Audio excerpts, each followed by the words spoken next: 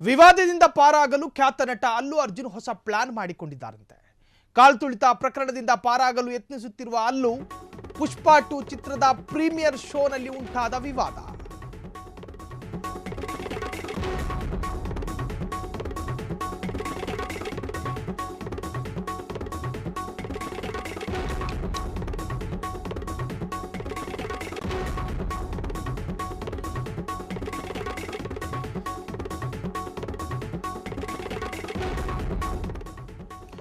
ಸಂಧ್ಯಾ theatre ಬಳಿ ಪುಷ್ಪದ hero ಅಲ್ಲು ಅರ್ಜುನ್ಗೆ ಬರೋದಕ್ಕೆ ಅವಕಾಶವನ್ನ ಪೊಲೀಸರು ಮತ್ತು ಇಂಟೆಲಿಜೆನ್ಸ್ ಕೊಟ್ಟಿರಲಿಲ್ಲ.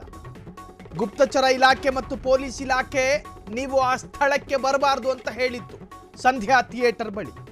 ಆ ಸಂದರ್ಭ ಹೀರೋ ಬಂದಿದ್ರು, ನಿಯಮ ಉಲ್ಲಂಘನೆ ಮಾಡಿಕೊಂಡು ಹೀರೋ ಬಂದ್ರು ಅಂತ ಹೇಳಿ ಎದ್ನೋ ಬಿದ್ನೋ ಓಡ್ ಬಂದಂತಹ ಅಭಿಮಾನಿಗಳ ಪೈಕಿ ಒಂದು ಹೆಣ್ಣು ಮಗಳು ಮತ್ತು ಆಕೆಯ ಮಗ ಕಾಲ್ತುಳಿತಕ್ಕೊಳಗಾಗಿ ಆಕೆ ಸಾವನ್ನಪ್ಪಿದ್ರು.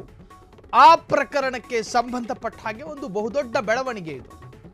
ವಿವಾದದಿಂದ ಪಾರಾಗೋದಕ್ಕೆ ಅಲ್ಲು ಹೊಸ ಪ್ಲಾನ್ ಮಾಡಿಕೊಂಡಿದ್ದಾರೆ. ಕಾಲ್ತುಳಿತ ಪ್ರಕರಣದಿಂದ ಪಾರಾಗಲು ಯತ್ನಿಸುತ್ತಿರುವಂತಹ ಅಲ್ಲು ಅರ್ಜುನ್ ಪುಷ್ಪ 2 ಚಿತ್ರದ ಪ್ರೀಮಿಯರ್ ಶೋನಲ್ಲಿ ಉಂಟಾದ ವಿವಾದ.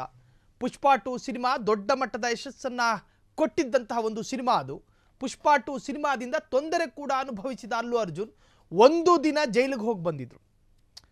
ನ್ಯಾಯಾಂಗ ಬಂಧನದಲ್ಲಿದ್ದರು ಅಲ್ಲು ಅರ್ಜುನ್. ಆದರೆ ಅಲ್ಲೂ ಮಾತ್ರ ವಿವಾದದಿಂದ ಪಾರಾಗಲು ಈಗ ಹೊಸ ಸೂತ್ರವನ್ನು ಪ್ರಯೋಗ ಮಾಡ್ತಿದ್ದಾರೆ ಎಂದು ಹೇಳಲಾಗ್ತಾ ಇದೆ.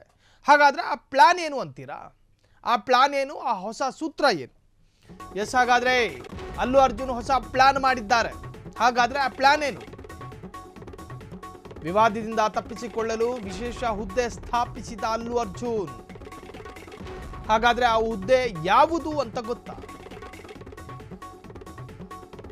ಆ ವಿಶೇಷ ಹುದ್ದೆ ರಾಜಕಾರಣಿಗಳು ಮಾತ್ರ ನೇಮಿಸಿರುತ್ತಾರೆ. ಅಲ್ಲು ಅರ್ಜುನ್ ವಕ್ತಾರ ಎಂಬ ಹುದ್ದೆ ನೇಮಕ ಮಾಡಿದ್ದಾರೆ. ಅಲ್ಲು ಅರ್ಜುನ್ ಕೂಡ ವಕ್ತಾರರನ್ನ ನೇಮಿಸಿಕೊಳ್ಳಲು ನಿರ್ಧರಿಸಿದ್ದಾರಂತೆ. ಇನ್ನು ಮುಂದೆ ಮಾಧ್ಯಮಗಳ ಜೊತೆ ಈ ವಕ್ತಾರರೇ ಮಾತನಾಡುತ್ತಾರಂತೆ.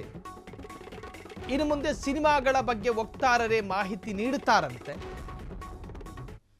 ಹಾಗಾದರೆ ಪುಷ್ಪ 2 ವಿವಾದದಲ್ಲಿ, ಈ ಕಾಲ್ತುಳಿತ ಪ್ರಕರಣದಲ್ಲಿ ಈ ಅಲ್ಲು ಅರ್ಜುನ್ ಆ ಸ್ಥಳಕ್ಕೆ ಬಂದ ಕಾರಣದಿಂದಲೇ ಅಭಿಮಾನಿಗಳು ಭಾವೋದ್ರೇಕಕ್ಕೊಳಗಾಗಿ ಈತನನ್ನು ನೋಡೋ ರಭಸಕ್ಕೆ ಬಿದ್ದು ಕಾಲ್ತುಳಿತಕ್ಕೊಳಗಾಗಿ ಆ ಮಹಿಳೆ ಸತ್ರು ಅಂತ ಹೇಳಿ ಅಲ್ಲಿನ ಪೊಲೀಸರು ಚಾರ್ಜ್ ಶೀಟ್ ಸಲ್ಲಿಕೆ ಮಾಡಿದ್ರು.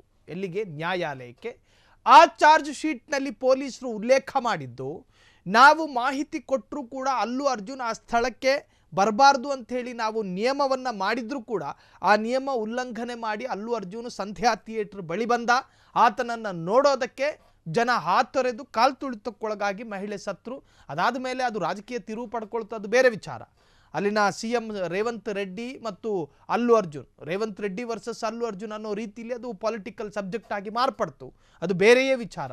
ಆದರೆ ಈಗ ಅದನ್ನು ತಪ್ಪಿಸಿಕೊಳ್ಳೋದಕ್ಕೆ ಈ ತರಹದ ಒಂದು ಹುದ್ದೆ, ಅಂದರೆ ಆ ವಿಶೇಷ ಹುದ್ದೆ ರಾಜಕಾರಣಿಗಳು ಮಾತ್ರ ನೇಮಿಸಿರುತ್ತಾರೆ. ಅಲ್ಲು ಅರ್ಜುನ್ ವಕ್ತಾರ ಎಂಬ ಹುದ್ದೆ ನೇಮಕ ಮಾಡಿದ್ದಾರೆ. ಅಲ್ಲು ಅರ್ಜುನ್ ಕೂಡ ವಕ್ತಾರನನ್ನು ನೇಮಿಸಿಕೊಳ್ಳಲು ನಿರ್ಧರಿಸಿದ್ದಾರಂತೆ. ಇನ್ನು ಮುಂದೆ ಮಾಧ್ಯಮಗಳ ಜೊತೆ ಈ ವಕ್ತಾರರೇ ಮಾತನಾಡ್ತಾರಂತೆ. ಇನ್ನು ಮುಂದೆ ಸಿನಿಮಾಗಳ ಬಗ್ಗೆ ವಕ್ತಾರರೇ ಮಾಹಿತಿ ನೀಡ್ತಾರಂತೆ. ಇದು ನೋಡಿ, ಇದು ಮಣ್ಣಂಗಟ್ಟಿ. ಈತನದು ಈ ಹೊಸ ಪ್ರಯೋಗಗಳೆಲ್ಲ ಇದಾವಲ್ಲ, ಇದು ಅಷ್ಟರ ಮಟ್ಟಿಗೆ ಈತನನ್ನು ಹಿಂದೆ ಸರಿಸೋದಿಲ್ಲ. ಇನ್ನು ಈ ಅಲ್ಲು ಅರ್ಜುನನ್ನು ಹೀರೋ ಮಾಡೋದಕ್ಕೆ ಒಂದು ಭಾಗ ಮಾಧ್ಯಮವೂ ಕೂಡ ಕಾರಣ ಆಗಿರುತ್ತೆ. ಇನ್ನು ಈ ಮಾಧ್ಯಮದ ಜೊತೆ ಮಾತನಾಡೋದಕ್ಕೆ ಈತ ಒಬ್ಬ ನೇಮಕ ಮಾಡಿರೋ ವ್ಯಕ್ತಿನೇ ಬಂದು ಮಾತನಾಡ್ತಾರೆ ಅನ್ನೋದಾದರೆ ಮಾಧ್ಯಮದವರು ಈತನಿಗೆ ಸೊಪ್ಪು ಹಾಕೋದಿಲ್ಲ. ಈತನ ಮನೆ ಬಾಗಿಲಿಗೆ ಮಾಧ್ಯಮದವರು ಹೋಗ್ದಲೇ ಇದ್ದರೆ ಈತನ ಕಥೆ ಏನಾಗಬಹುದು? ಈ ದರ್ಶನ್ ಹೊಸ ಸಿನಿಮಾ ಯಾವುದು, ಕ್ರಾಂತಿ ಅನ್ನುವಂತಹ ಸಿನಿಮಾ, ಆ ಸಿನಿಮಾದ ಮುಖವನ್ನು ತೋರಿಸಲಿಲ್ಲ ಮಾಧ್ಯಮದ ಸ್ಕ್ರೀನ್ ಮೇಲೆ ಒಂದಷ್ಟು ವರ್ಷ. ಆತನ ಮುಖವನ್ನು ಕೂಡ ಸ್ಕ್ರೀನ್ ಮೇಲೆ ತೋರಿಸಿರಲಿಲ್ಲ.